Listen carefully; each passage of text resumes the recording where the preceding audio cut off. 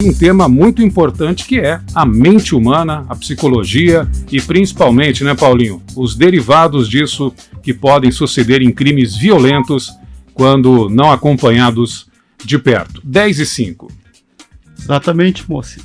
Violentos e bárbaros, né? No dia 18 de maio de 1973, por exemplo, aconteceu um caso assim, né, com a menina Araceli Crespo, que foi vítima de um crime de violência sexual. Ela tinha, na época, apenas 8 anos. Então, devido a várias iniciativas da sociedade civil organizada e profissionais que atuam nessas áreas, entidades, foi instituído no ano 2000 o Dia Nacional de Combate ao Abuso e Exploração Sexual Infantil no país. É uma data nacional prevista em lei que prevê várias ações de conscientização aí para o enfrentamento e combate da violência contra crianças e adolescentes. Então, tendo como gancho essa data, nós vamos conversar com a Deise Mara, que é psicóloga, como a gente já falou, e que tem uma experiência de atuação no CRIA, que é o Núcleo de Proteção a Crianças e Adolescentes Vítimas de Crimes, uma delegacia aqui em Foz do Iguaçu especializada, onde a Deise prestou muito serviço durante muitos anos, e ela vai nos trazer um pouco dessa sua condição profissional e também de experiência junto ao NUCRIA, no combate e no atendimento às vítimas, às crianças e adolescentes vítimas de violência sexual. Bom dia, Deise, seja bem-vindo, obrigado por aceitar o nosso convite. Bom dia aos ouvintes também. Deise, com a pandemia, é possível fazer uma avaliação se os casos de abuso e violência sexual tiveram aumento, estão estagnados, há uma subnotificação de casos? Que leitura que você faz aí com base nas informações e dados que você dispõe? O Conselho Tutelar aqui de Foz do Iguaçu, ele atende muito violência, assim, eu não tenho dados da violência sexual somente, mas na violência geral, aumentou os casos. Por que também? Porque devido à pandemia, muitos serviços fecharam, né? A escola, principalmente, que é na escola que se delata, que a criança consegue trazer para algum professor, algum colega, a merendeira, alguém da escola que ela tenha mais vínculo. Geralmente é na escola que se delata esse tipo de violência. E a escola fechou, consequentemente, as crianças ficaram também com esse distanciamento, isoladas em casa, né? Em casas pequenas, onde o espaço é mínimo para muitas pessoas juntas, a violência tende a aumentar. Um dos pontos que aumenta a violência é pouco espaço de privacidade, de individualidade, onde todo mundo fica muito tempo num espaço comum, onde os conflitos se intensificam. Então, na pandemia, a tendência é aumentar a violência, principalmente contra o vulnerável, que é a criança e adolescente, né? Isso afeta mais as famílias mais vulneráveis, que vivem em casas menores, com estruturas um pouco...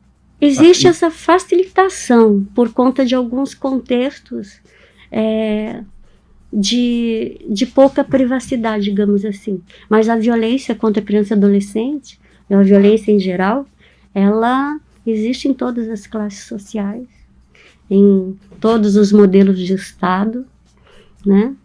Porque a violência sexual contra a criança e adolescente, além de muito mais do que o prazer sexual que o agressor tem uma questão de dominação, de assimetria de poder.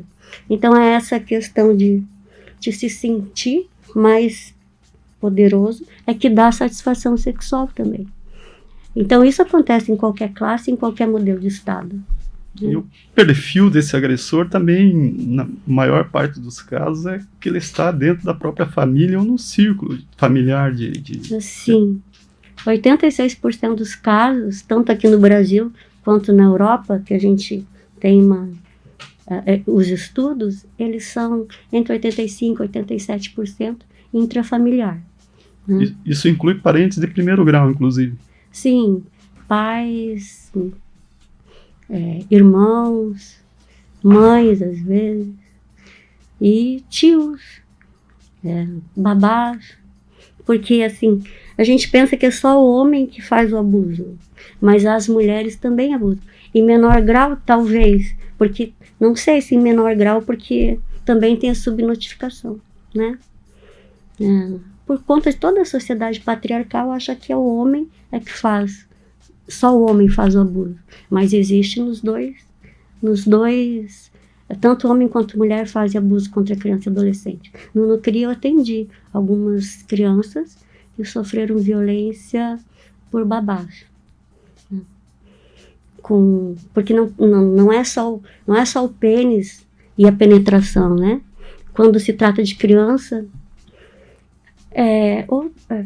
a mão, o dedo, um objeto. Por isso que a castração química não é tão eficaz, porque não é, ela tira a excitação naquele momento, ela diminui a libido, mas tem todo um conjunto de situações que faz com que esse abuso aconteça, né? Essa violência. Você, nesse trabalho que você cita lá no Nucria, por muitos anos, assim, além do atendimento às crianças, a outra parte do seu trabalho era também detectar as circunstâncias, né, completas dos casos relatados lá à delegacia, né, para ver a veracidade, o contexto, né? Como é que era esse trabalho, assim? É um desafio também, porque o psicólogo, a avaliação do psicólogo, ele também é materialidade no aspecto jurídico. Naquela época que eu trabalhei no CRI, eu fiquei 6 anos, não existia ainda psicólogos dentro do Fórum de Justiça. Hoje já existe, né? Então tem também uma equipe lá que faz esse trabalho. Mas na delegacia a gente pega ali na hora que acontece. Lá no fórum às vezes demora alguns anos, alguns meses para chegar a criança ser atendida, né? E todo o processo, tem processo que é demorado. Então, lá na delegacia, eu atendia a criança, fazia uma avaliação do contexto, porque as crianças elas não sabem comunicar de fato o que aconteceu, com quem aconteceu. Às vezes a família induz para uma pessoa e a gente vê na avaliação que é outra, né? Então você tem que fazer toda uma leitura de corpo, assim, trabalhar com lúdico, utilizar várias sessões para conversar, para entender todo o contexto. E aí muitas vezes eu fazia um relatório preliminar para pedir a prisão preventiva, em muitos casos, né? E aí, quando é flagrante, a gente tem 10 dias para fazer o relatório, quando é flagrante, 30 dias. Mas também tem essa questão do relatório preliminar para prisão. E como não existe, na maioria das vezes, a penetração, um contexto que o exame médico certifique que foi um abuso, que foi uma violência sexual, é nesse contexto da avaliação do psicólogo que a gente consegue entender melhor como se deu, fundamentando sempre dentro de alguma escola de psicologia, porque tem que ter a fundamentação teórica, né? Para fechar tanto o que aconteceu com as questões teóricas. Mas, além da psicologia, também existe um protocolo internacional, que é da veracidade, da fala, tem assim, que é usado em qualquer lugar do mundo, é um protocolo que foi estudado, validado, e que a gente utiliza para fazer toda essa avaliação, né? Quer dizer, com relação à fala da criança. Esse primeiro momento ele é fundamental para o que vai suceder como atendimento mesmo e de cuidado com a criança vítima de uma violência sexual, e também para instruir o processo legal para condenação, responsabilização dos agressores. Sim, que é diferente, que ali na delegacia você faz esse tipo de coisa. Quando você vai para assistência social, por exemplo, é só proteção social. Não tem a questão também da responsabilização. Até se consegue ver, mas é dentro do espaço da avaliação lá na delegacia e no fórum é que se tem esse subsídio. Agora, em 2017, tem uma nova lei que é de testemunha de criança, testemunha de violência e vítima, que aí tem o que a gente fala de escuta especial e depoimento especial e escuta especializada, né? Então, nesse contexto da lei, agora todo município tem que ter esse tipo de atuação para com crianças vítimas ou testemunhas de violência. Nós já temos aqui em Foz do Iguaçu?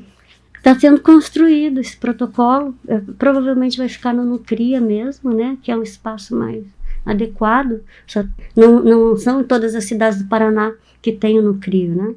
Acho que tem aqui, Curitiba e talvez alguma outra cidade que eu não me lembro. Mas a lei, ela prevê algumas questões dentro da... O depoimento especial é feito no fórum, né, que é todo um processo diferenciado. E a escuta especializada pode ser feita ou na educação, na assistência ou na saúde, pela lei. Mas como nós temos o Nucria aqui, provavelmente vai ficar no Nucria. Depois do depoimento da criança, por exemplo, como é que funciona o acompanhamento? Ela sai de casa, vai para algum local? Ou a justiça determina um tipo de acompanhamento especial dessa criança?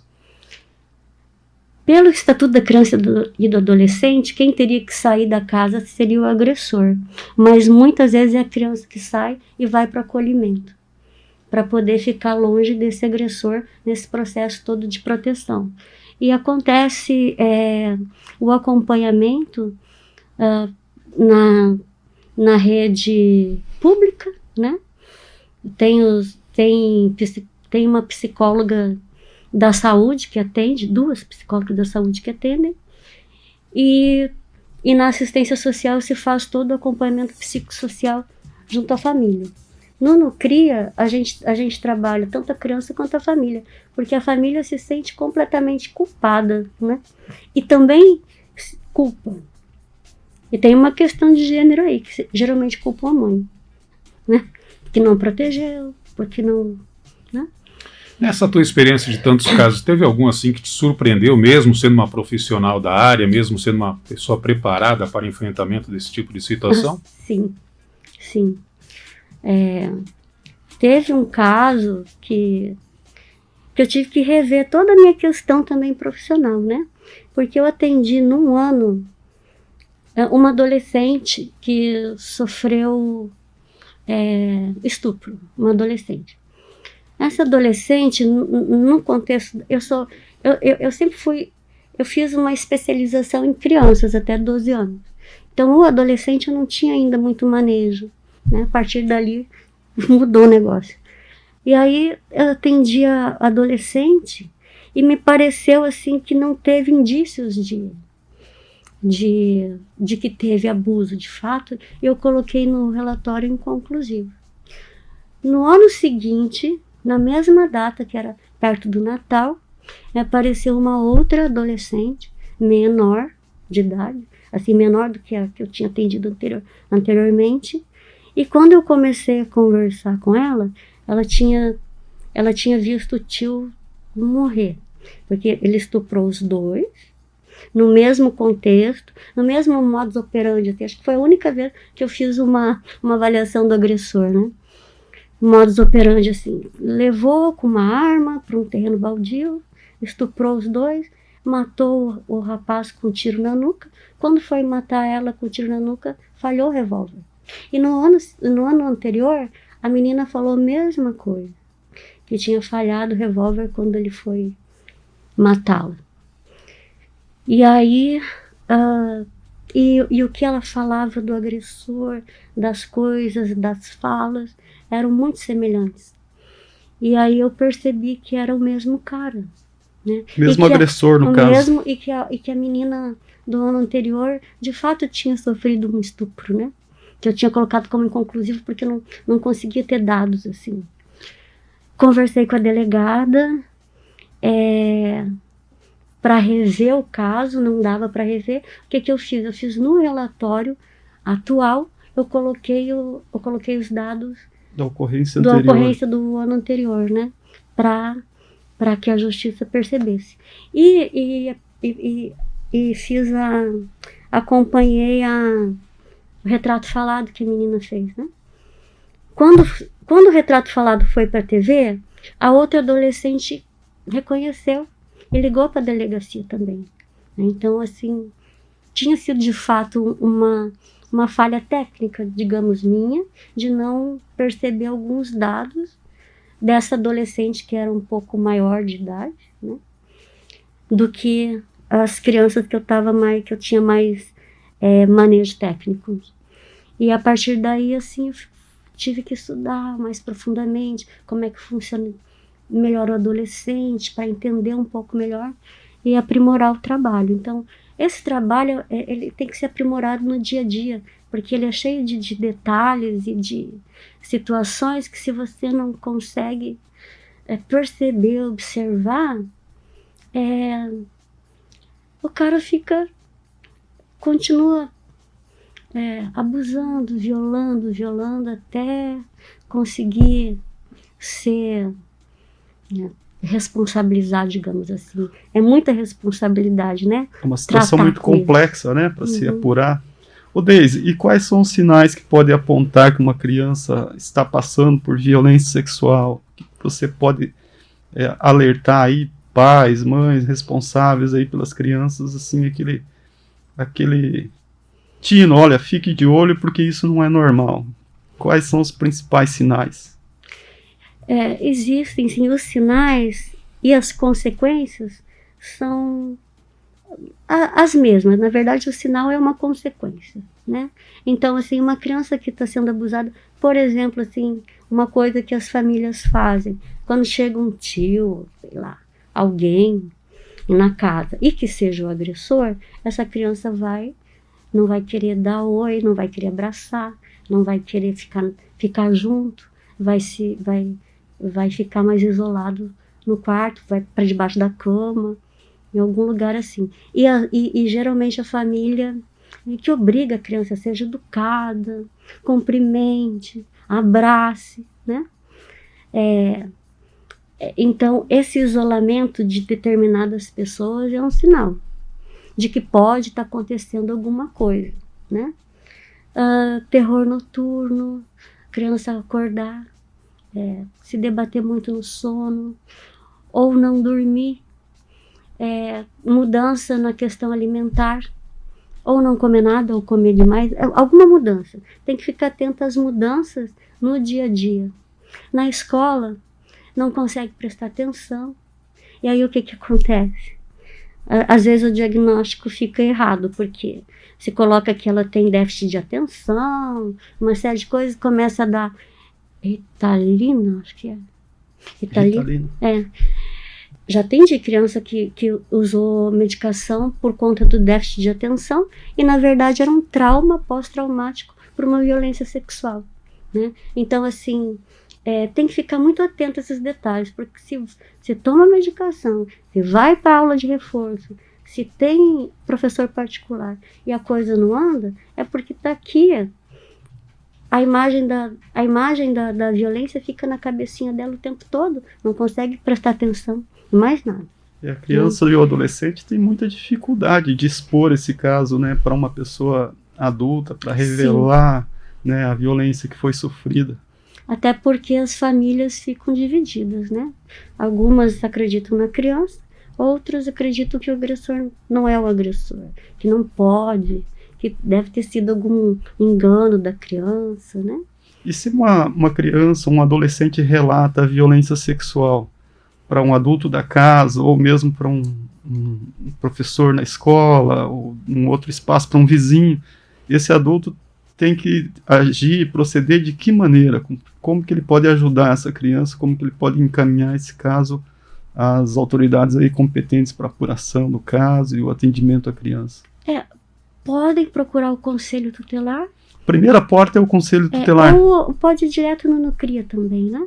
Se for flagrante, tem que ir Se for de noite, vai na sexta DP. Aí faz, mesmo em todos os casos, se faz o exame de conjunção carnal, mesmo que na maioria das vezes dê prejudicado, né? Mas se faz esse procedimento. E aí, a partir da responsabilização, ela é encaminhada também para a proteção social, né? E algumas vezes ela vai ter que ser acolhida porque o agressor não saiu de casa, e algumas vezes o agressor que sai, e aí precisa de um acompanhamento psicológico. Se tiver penetração, tem que tomar a medicação, o coquetel, e aí para trabalhar com a criança que vomita, e com a família que quando vomitar tem que dar de novo, é todo uma orientação, todo um processo de acompanhamento de perto, para que ela de fato faça uso da medicação da melhor forma possível, porque a família também sofre com isso, vomita e tal, e não quer, né? E as mães também, às vezes elas não querem. Quando eu iniciei no Nucria, ainda precisava da representação de alguém para fazer a denúncia. Agora não precisa mais, né? Mas algumas vezes as mães não seguiam, porque não aconteceu a penetração, então não foi abuso. Pensando que uma conversa com o agressor possa resolver, talvez? Lá no Nucria eu não atendi agressor, atendi 2 vezes suspeito, porque eles procuraram, mas não atendia. Eu só atendia a vítima, né? Mas é necessário também o atendimento ao agressor separado, para não dar conflito também, porque eu atendi crianças lá que foram estupradas e quando a polícia conseguiu localizar o agressor e tal, ele tinha sido já tinha feito, já estava na prisão em outro estado, muitos anos, tinha saído há 3 meses e já estava de novo fazendo outra violência sexual. Então, assim, precisa desse tratamento também, que não acho que o melhor seja a castração química. Eu acho que tem que ser uma questão mais de acompanhamento psicológico, de tratar, de ter um superego de apoio externo, porque geralmente os agressores sexuais de crianças e adolescentes, eles sabem que é ilícito. Então eles distorcem o pensamento para poder abusar, e aí eles se satisfazem sexualmente, e isso aumenta o potencial para um novo abuso, uma nova violação, né? Então você tem que romper com esse ciclo de pensamento. E aí o mais adequado, dentro do meu entendimento, é o acompanhamento psicológico e muitas vezes psiquiátrico também, mas ali muito de perto e por um longo tempo, né? E só a castração química não resolve no todo. Não é comprovado que tem... naquele momento ela faz, mas assim não muda todo a o forma processo. da violência, né? Uhum. Você falava de acompanhamento, e citou a questão da mãe, que às vezes ela se sente culpada. E como é que essa mãe também ela é acompanhada quando ela entendeu que falhou? Não é que ela falhou, mas naquela situação na cabeça dela, ela não observou. E a mãe também, como é que fica? O próprio pai, mas no caso que você citou as mães que se culpam, né? Eu citei mais as mães porque as mães são mais responsabilizadas porque são mulheres, né? Então, muitas vezes elas negam a violência, continuam com o agressor dentro de casa, porque é menos danoso para ela entender que assim, não aconteceu, mas daqui para diante eu vou cuidar mais do que aconteceu. Eu que trouxe cara para casa, eu que abri a porta. Então isso é muito mais penoso. Então, assim, a mãe geralmente é julgada. E a gente tem que entender todo esse contexto também, né? E são acompanhadas, sim. A gente encaminha para acompanhamento. Deise, para a gente se encaminhar para o fim da nossa conversa aqui, eu gostaria que você contextualizasse um pouco essa data do 18 de maio, né? Como Dia Nacional de Combate e Enfrentamento aí a violência sexual de crianças e adolescentes. Por que o caso da menina Araceli Crespo é tão emblemático assim, e que resultou nessa data? Em que contexto que ela foi vítima aí dessa violência sexual? Na época, foi um crime muito, muito hediondo, né? Que ela foi... foram vários homens que abusaram. Incidiu o papel do poder econômico também, e político nessa questão? Sim, porque como eles eram filhos de políticos bem... pessoas de bem, né? Eles não foram... o julgamento deu em nada, né? E isso acontece muito, esse tipo de coisa, né? É mais fácil você responsabilizar, como diz aquela música do... não me lembro quem que é, mas eu sou do povo, eu sou o Zé Ninguém. Isso. É melhor você responsabilizar esse do que você responsabilizar uma pessoa com mais pública, que tem todo um contexto de proteção também da sociedade, né? E